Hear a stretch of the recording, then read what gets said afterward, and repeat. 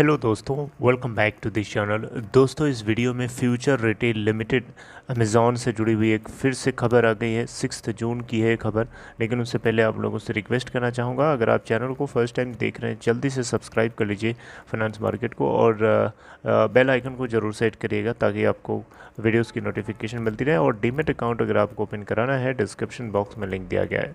दोस्तों, future retail limited आपको पता होना चाहिए, अभी अमेज़ॉन फ्यूचर ग्रुप की तरफ से अभी अनाउंसमेंट किया गया था कुछ ही दिन, एक आई थिंक मैंने आपको अपडेट भी किया था, जिसमें फ्यूचर ग्रुप के किशोर बियानी जो हैं अंदर ही अंदर कुछ अपनी एसेट्स को, प्रॉपर्टीज़ को मुकेश अंबानी को बेच रहे हैं।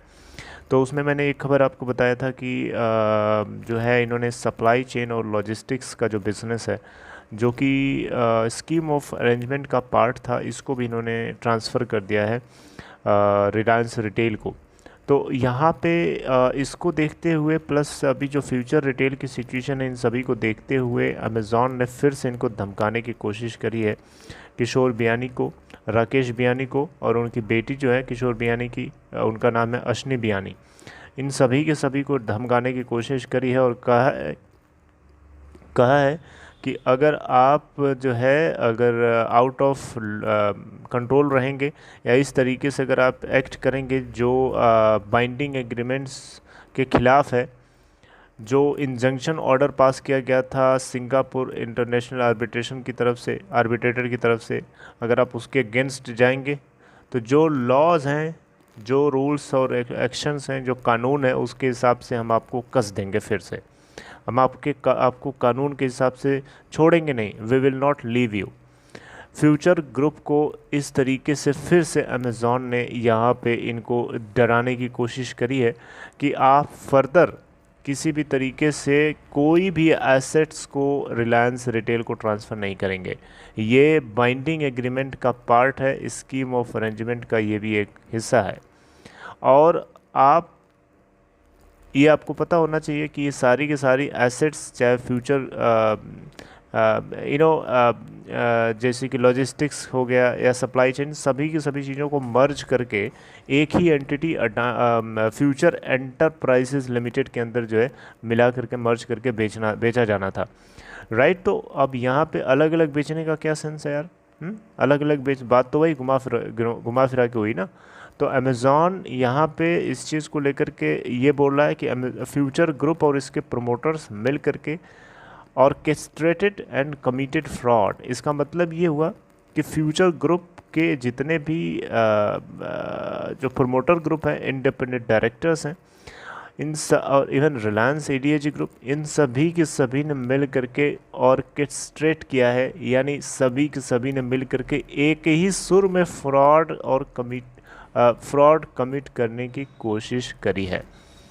ऑर्केस्ट्रेटेड ऑर्केस्ट्रा होता है ना, तो ऑर्केस्ट्रा मतलब यहाँ पे ऑर्केस्ट्रा बजाने का सेंस नहीं है। ऑर्केस्ट्रा का जो लिटरल मीनिंग, मतलब जो भाव है, उसका सेंस जो है वो यहाँ पे ये है कि सभी के सभी ने मिल करके एक ही सुर में, एक ही तरीके से मिल करके फ्रॉड करने की कोशिश करी है, ताकि वो चीज़ बाहर पता न लगे। बारीकी से समझिएगा मेरी बात को।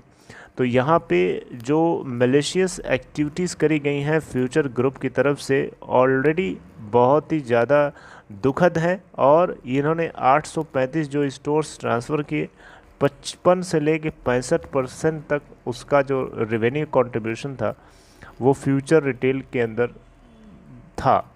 और इतना ह्यूज ऑलरेडी लॉस जो है फ्यूचर रिटेल ने करा दिया है। और ये चीज़ भी छोड़ेगा नहीं अमेज़ॉन जो है इसको लेकर के एनसीएलटी से अपील कर रहा है। अभी लास्ट इन्होंने अपील किया था, और इसको लेकर के 6 जून को सुनवाई होनी थी, लेकिन 6 जून को सुनवाई तो नहीं हुई, लेकिन सुनवाई 10 जून को होनी है। राइट। और बैंक ऑफ इंडिया भी यहाँ पे सामने खड़ा है। बैंक ऑफ इंडिया चाहता है कि फ्यूचर रिटेल को किसी तरीके से इंसॉल्वेंसी प्रोसीडिंग्स चलवाई जाएं।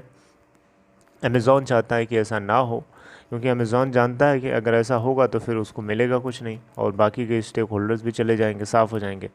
ठीक है। तो ये, और बैंक ऑफ इंडिया इतना कहाँ सोचता है। को bank of India lead role में आपको पता होना चाहिए, क्योंकि उसके पीछे और भी बैंक्स हैं, जो वो करेगा वही सारे बैंक्स भी करेंगे।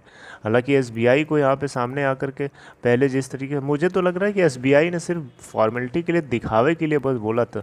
ऐसा तो नहीं है कि एसबीआई ने state bank of India Kishore Biyani से अकाउंटेबिलिटी की जब बात करी तो एक दिखावा था, हो सकता है, ताकि पब्लिक को, स्टेक होल्डर्स को ये दिखे कि हाँ देखो बैंक्स तो क्वेश्चन कर रहे हैं, इसका मतलब बैंक सही है। क्या पता बैंक्स जो क्वेश्चन कर रहा हो एक दिखावा हो पब्लिक को, स्टेक होल्डर्स को, एक छलावा हो, है, ये भी तो हो सकता है। बताइए, हो सकता है कि नहीं हो सकता है। एसबीआई ने अकाउंटेबिलिटी की मांग करी थी ना किशोर बियानी से और राकेश बियानी से और फ्यूचर ग्रुप से, तो वो अकाउंटेबिलिटी की डिमांड करना एक छलावा भी तो हो सकता है। जो पब्लिक को लगे कुछ और रियलिटी कुछ और हो, क्योंकि उसके बाद से एसबीआई की कोई भी जवाबदेही नहीं, मतलब कोई भी क्वेश्चनिंग करना, कोई क्वेश्चन नहीं हुआ तब से। किशोर बियानी ने उसका जवाब दिया, अकाउंटेबिलिटी को लेकर के किशोर बियानी की तरफ से कोई जवाब भी नहीं दिया गया। तो बड़ी मतलब शातिरगिरी तरीके से ये खेल खेला गया है, और ये एक मलेशियस एक्टिविटी, और एक तरीके से कह सकते हैं कि प्रमोटर्स और जितने के सारे मिल करके इस पूरे गेम को ऑर्केस्ट्रेट कर चुके हैं ऑलरेडी। चलिए दोस्तों, आगे मिलते हैं नेक्स्ट इन्फॉर्मेशन को चर्चा करते हुए। लेकिन अमेज़ॉन ने फिर से इनको एक बहुत बड़ा सा लेटर लिखा है 6 जून को, जिसके अंदर इन सभी को फिर से एक बार हड़काने की कोशिश करी है।